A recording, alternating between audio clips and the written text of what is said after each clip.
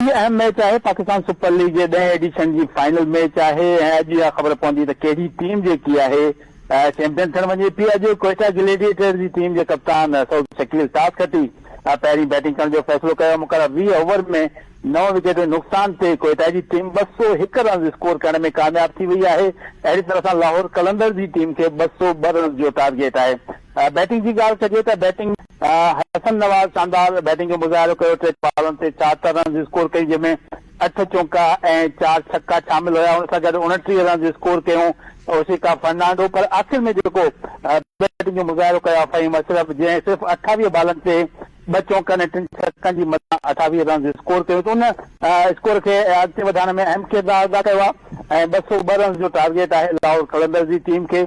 लाहौर जी bowling जी असां ॻाल्हि कयूं त शाहिन शाह अफरीदी कप्तान जेको आहे उन 4 ओवर में 24 रन ॾेई 3 विकेटूं हासिल कयूं। हारिस रऊफ़ 36 रन ॾेई 2 विकेटूं हासिल कयूं। सलमान मिर्ज़ा भी 45 रन ॾेई 2 विकेटूं हासिल कयूं, जॾहिं त सिकंदर रज़ा ऐं रिशाद हुसैन जे हिसे में हिकु विकेट आई आहे। त हाणे जेको टारगेट आहे उहो हासिल करणो आहे। सभिनी जी नज़रूं जेके आहिनि उहे फ़खरुल ज़मा ते ख़तल आहिनि। त जेतिरो वक़्तु बि फ़खरुल ज़मा लाहौर कलंदर पारां विकेट ते मौजूदु रहंदो, ओतिरो ई इहो टीम खे कामयाबी ॾियारण में अहम किरदारु अदा करे सघे थो।